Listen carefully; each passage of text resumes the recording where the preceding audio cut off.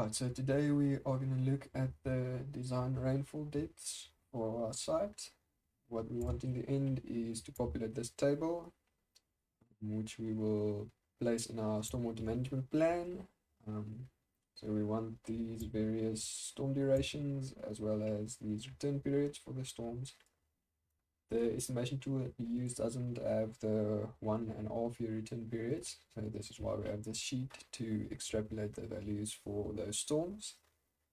And then we will also need these values for the 24-hour storm durations for our SSA model when we do our stormwater design. So firstly, we will need the estimation tool, which you can download from Google. All you'll do is you type the Design Rainfall Estimation in South Africa in your search bar, and this link should come up. If you click on it and navigate to this link, it will give you these 3 files that you should download, as well as the installation instructions. Once downloaded, you can just follow the installation instructions and install the files on your computer. So I've already got it installed.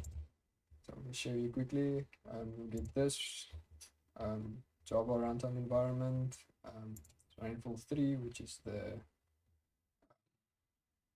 program that you use, and SA grid zip file. So the SA grid zip file you'll just extract, which will give you this file, and the runtime environment you'll just click on and follow the instructions, install it on in your computer, and then this Rainfall 3 will be an executable file.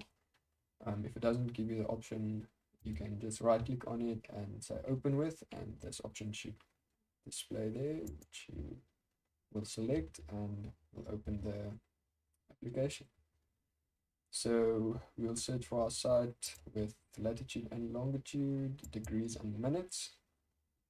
So to get that, we'll just head down to Earth, and I've already got a place mark where our site is, which we'll use for example.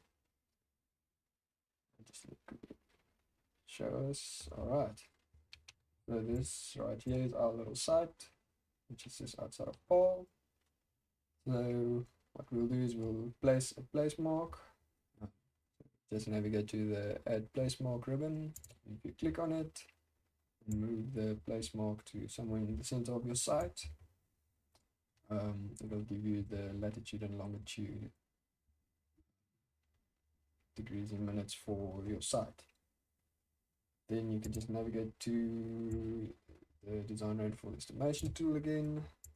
Just enter the values 33, 49, 19, 0. All right, perfect. And the durations, which was on the table, we'll just insert here 12, 24, and the return periods. All of these. Let me just double check. I've got them all out of 4 hours. I forgot. All right, perfect. Block size. I'll just leave blank. What the block size is if you have a large area that you want to cover, it will say 1. It'll just give the blocks right next to the one that you entered here. If you've got 2, then we'll take those ones adjacent and so forth, but we only want this one, so we'll leave it empty. Click proceed, and I'm going to overwrite this file that I've got here. It's fine. All right, perfect. Let me just navigate to that file. All right, so we'll open the file with Notepad. Up. All right, there it is. Yeah, but what we want to do is we'll import this data into Excel to get it in a usable format. Just close there, get down to Excel, file, open, and click on that file. Click yes. Then we want it delimited. Alright, next, space limited. Next, and finish. Alright, there is the data, which we'll copy across. So first we want this 10-minute. It's displayed a little bit strange, but that's fine. Open up that one and then go to the data tab and paste it back there and get the rest of the data. Copy and paste it down here. Alright, so now our tabs are populated except for this half year and 1 year, which obviously we didn't import, so this is what we'll do here. So it's a logarithmic extrapolation. You'll see that the data follows a logarithmic formula, approximately. So what we'll do there is we'll just type the values that we read from this graph. It displays the formula, so all you want to do is you type the values that you read off there. This is 56.537. This one is 14.02.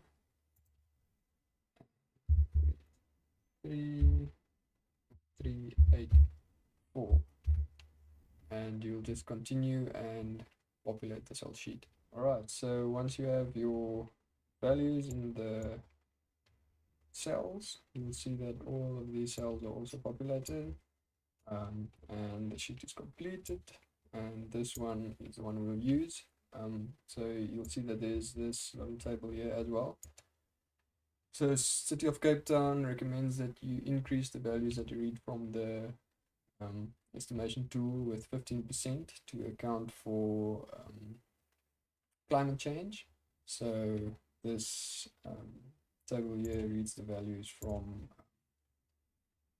the City of Cape Town one. Since that site is also located close to Cape Town, we'll use the 15% increased values for our designs.